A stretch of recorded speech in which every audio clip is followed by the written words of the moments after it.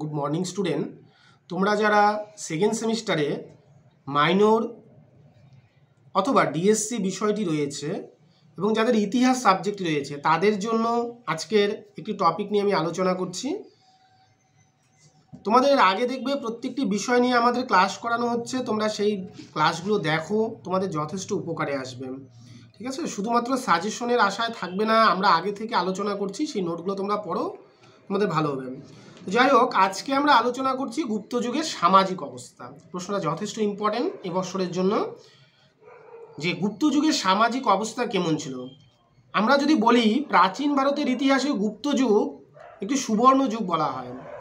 এই গুপ্ত বংশের প্রতিষ্ঠাতা ছিল প্রথম চন্দ্রগুপ্ত এবং এই বংশের শ্রেষ্ঠ সম্রাট হচ্ছে সমুদ্রগুপ্ত। আমরা গুপ্ত যুগ সম্বন্ধে কোথা থেকে জানতে পারি বা ইতিহাসের উপাদান কি? এলাহাবাদ প্রশস্তি রয়েছে হরিসেনের, ফাইয়েনের ফোক ও কিং থেকে শুরু করে হিয়েনসাং, সিউ কিম, ঠিক আছে, তারপরে বিশাখ দত্তের মুদ্রা রাক্ষস, দেবী চন্দ্রগুপ্তম, এই যে গ্রন্থগুলো রয়েছে এই গ্রন্থ থেকে আমরা গুপ্ত বংশ সম্বন্ধে একটি বিস্তারিত তথ্য পেয়ে যাই।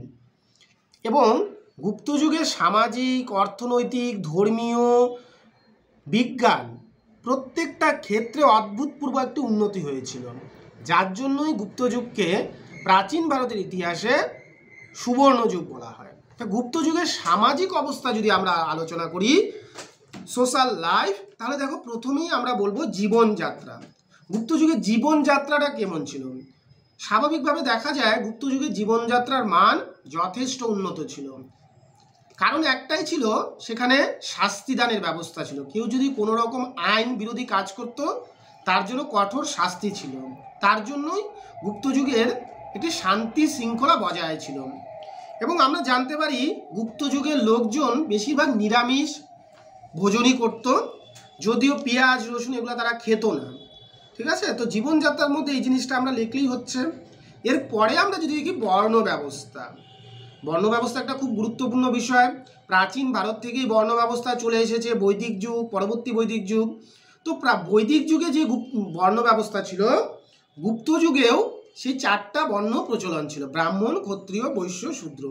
যে যেমন কাজ করে, ব্রাহ্মণরা পুজো পার্বণা করত, ক্ষত্রিয়রা যুদ্ধ করত, বৈশ্যরা ব্যবসা বাণিজ্য এবং শূদ্ররা ওপরে তিনটি জাতির সেবা করত। এই চারটা জাতির বাইরেও গুপ্ত যুগে আরও একটি জাতির আমরা সন্ধান পাই, সেটিকে বলা হয় চণ্ডাল। এরা সাধারণত গ্রামের বাইরেই বসবাস করত। তাহলে এটা একটা গুরুত্বপূর্ণ বিষয় আমাদের। এরপরে আমরা যদি দেখি পরিবার ব্যবস্থা, গুপ্ত যুগের পরিবার ব্যবস্থাটা কেমন ছিল। এক কথায় বলতে পারি গুপ্ত যুগের পরিবারগুলো ছিল যৌথ পরিবার।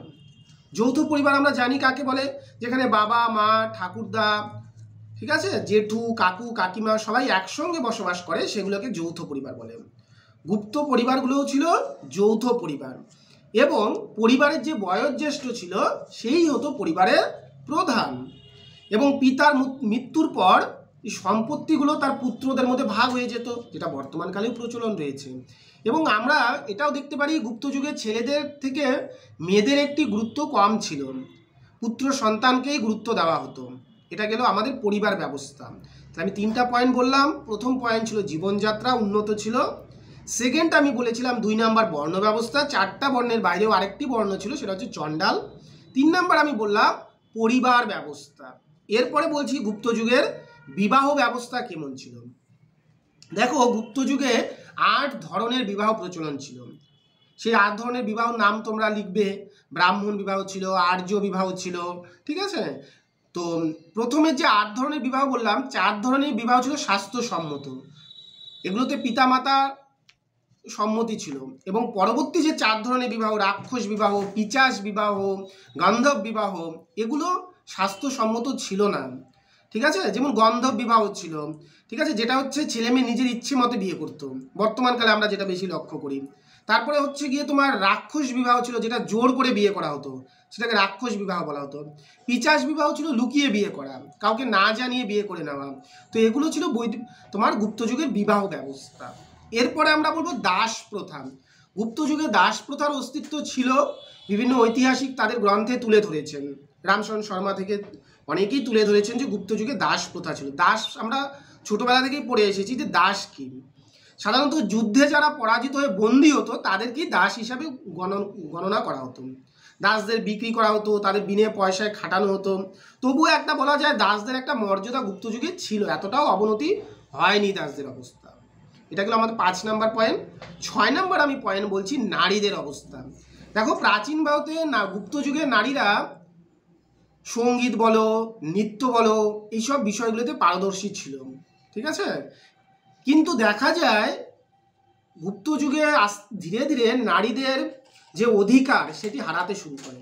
তারা ধর্মীয় অধিকার হারিয়ে ফেলে, সম্পত্তির ওপর অধিকার তারা হারিয়ে ফেলে। পাশাপাশি দেখা যায় এই সময় নারীদের মধ্যে সতীদাহ প্রথা, বাল্যবিবাহ, পুরুষ সমাজের বহু বিবাহ এগুলো ধীরে ধীরে প্রবেশ করে।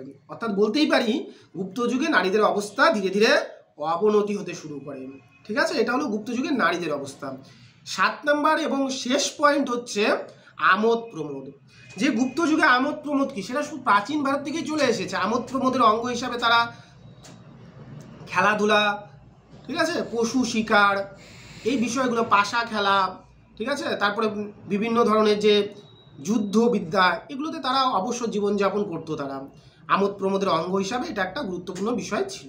তাহলে আমরা বলতে পারি সামগ্রিকভাবে যে প্রাচীন ভারতের ইতিহাসে গুপ্তযুগ, সুবর্ণযুগ ভিন্ন ভিন্ন কারণে, এবং এই গুপ্ত যুগের যে সোশ্যাল লাইফ ছিল সেখানের মধ্যে জীবনযাত্রা যথেষ্ট উন্নত ছিল, কারণ দৈহিক শাস্তির ব্যবস্থা ছিল। সেকেন্ডে আমরা বলেছিলাম যে গুপ্ত যুগের বর্ণ ব্যবস্থা, 4টা বর্ণ ছিল, পাশাপাশি চণ্ডাল বলেও আরেকটি বর্ণ আমরা গুপ্ত যুগে লক্ষ্য করতে পারি। সেকেন্ড বলেছিলাম পরিবার ব্যবস্থা, পরিবারগুলো ছিল যৌথ পরিবার, একান্নবর্তী পরিবার ছিল না গুপ্ত সমাজে, এবং পরিবারের প্রধান কে ছিল, পিতা ছিল, স্বাভাবিক এখনো বর্তমানে যেটা রয়েছে। এরপরে 4 নম্বর আমি যে পয়েন্টটা বলেছিলাম সেটা হচ্ছে গুপ্ত যুগের বিবাহ ব্যবস্থা, ইম্পর্টেন্ট একটা বিষয়। গুপ্ত যুগে 8 ধরনের বিবাহ ছিল, প্রথম 4 ধরনের বিবাহ ভালো ছিল, পরবর্তী 4 ধরনের গন্ধ, পিচাস, রাক্ষস এগুলো ছিল স্বাস্থ্যসম্মত নয়। নেক্সট আমি বলেছিলাম দাস প্রথা, গুপ্ত যুগে দাস প্রথাও প্রচলন ছিল, এবং আরেকটি পয়েন্ট আমি বলেছিলাম নারীদের মর্যাদা।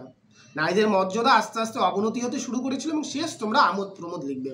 এই প্রশ্নটা মান 6-এর জন্য একসঙ্গে ইনক্লুড করে 12 হিসাবে আসতে পারে, যে গুপ্ত যুগের সামাজিক ও অর্থনৈতিক অবস্থা আলোচনা করো। শুধু 6-এর জন্য সামাজিক অবস্থা আসতে পারে। আগামী দিনে আমি অর্থনৈতিক অবস্থাটা নিয়ে তোমাদের আলোচনা করব। সবাইকে ধন্যবাদ, সবাই চ্যানেলটির সঙ্গে যুক্ত থাকবে। ধন্যবাদ সবাইকে।